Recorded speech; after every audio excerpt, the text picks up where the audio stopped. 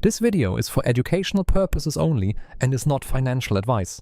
Please do your own research and consult a qualified financial professional before making any investment decisions. Welcome to the European Investor. My energy bill doubled since spring, and I bet yours has too. That is not an accident. It is a direct consequence of one of the biggest oil supply shocks in a generation. And today we are going to talk about exactly what it means for your portfolio. In late February 2026, military hostilities involving Iran escalated sharply, and the world's most critical oil choke point, the Strait of Hormuz, became effectively restricted. Roughly one-fifth of the world's traded oil passes through that narrow corridor. When it was disrupted, global energy markets reacted almost immediately. The Strait of Hormuz is only about 33 kilometers wide at its narrowest point, yet it carries an enormous share of global oil and liquefied natural gas exports from the Gulf region. When shipping through it became risky or constrained, tanker routes had to reroute around the Cape of Good Hope, adding weeks and significant cost to every cargo. Supply tightened and prices moved fast. Since the conflict began, Brent crude has risen by more than 50%. To put that in perspective, this is one of the sharpest oil price moves we have seen in modern history. Energy traders were already watching geopolitical risks carefully, but the speed of this move caught many portfolios off guard. Across the euro area, headline consumer price inflation is running at 3.2%, but energy prices specifically are up around 10.8%, more than 3 times the headline rate. That gap tells us the energy shock is the dominant driver of the cost of living squeeze that European households are feeling right now. The European Central Bank responded by raising its key rate to 2.25%.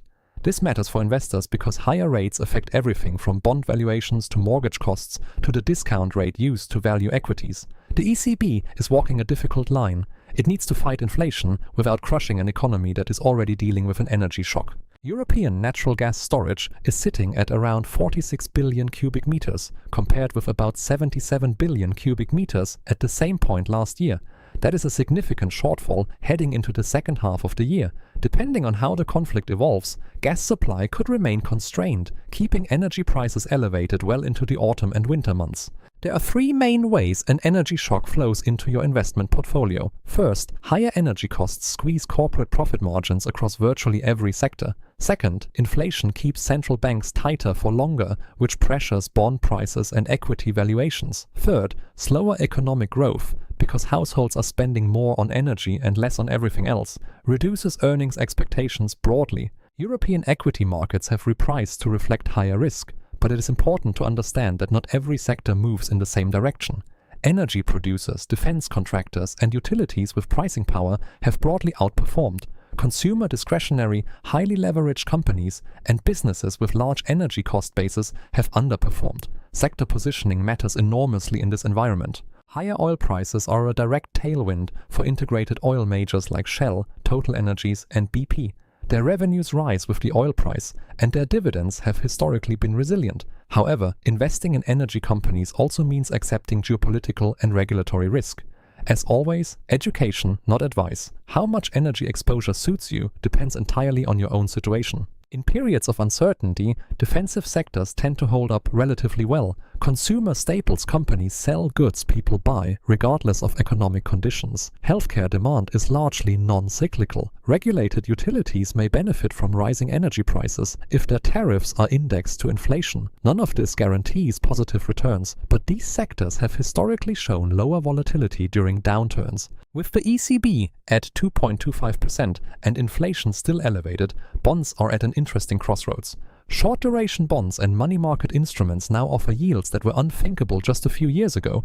Longer-duration bonds carry more price risk if rates continue rising.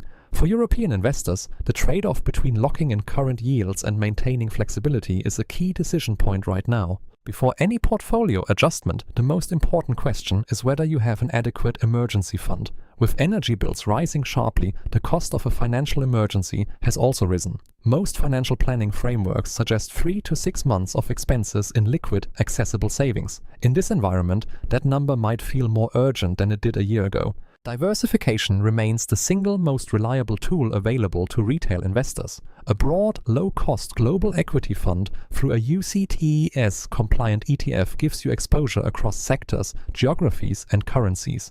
When one part of the market suffers, as European consumer stocks have, another part may hold up or even benefit.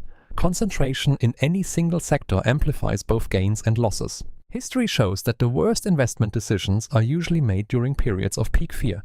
Selling a diversified portfolio during a market shock locks in losses and leaves you on the sidelines when the recovery happens. Volatility is uncomfortable, but it is the price of long-term returns. The investors who do best in crisis are usually the ones who do the least. If you are selecting individual stocks, a focus on quality is especially important in an energy shock. Quality means strong cash flows, manageable debt levels, pricing power, and a history of maintaining dividends through downturns. Companies with weak balance sheets and high energy cost exposure are at meaningful risk if the shock persists into late 2026. Oil is grabbing the headlines, but it is not the only commodity affected. Natural gas, fertilizers, metals used in defense manufacturing, and agricultural inputs are all seeing supply disruptions and price pressure. Investors seeking inflation hedges sometimes look at broad commodity exposure through ETFs or commodity-linked instruments, though these carry their own volatility and risks. Oil is priced globally in US dollars. If the euro weakens against the dollar,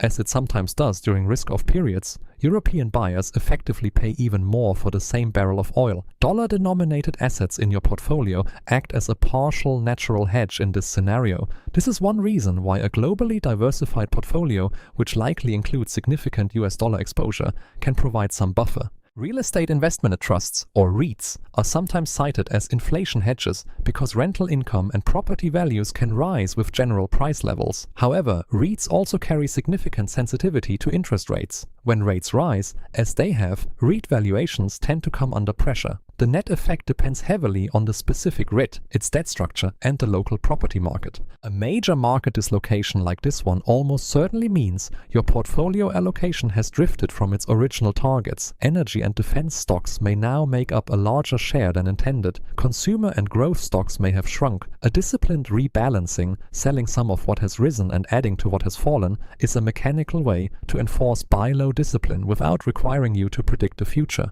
Geopolitical crises are by nature temporary in their market impact, even when their human consequences are long-lasting. Oil shocks in the 1970s, the Gulf War, the 2008 financial crisis, the COVID-19 pandemic, each felt permanent in the moment, and each was followed by recovery. If your time horizon is measured in years or decades rather than weeks, the signal in this noise is probably smaller than it feels. One potential longer-term consequence of this crisis is an acceleration of European energy independence policy.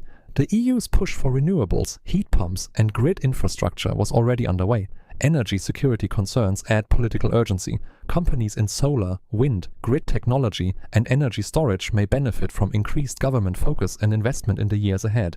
Though policy timelines are notoriously uncertain, let me be direct about what to avoid. Do not try to time the oil market. Professional traders with far more information than you have consistently fail at this. Do not rotate your entire portfolio into a single sector, even one that looks obviously good right now.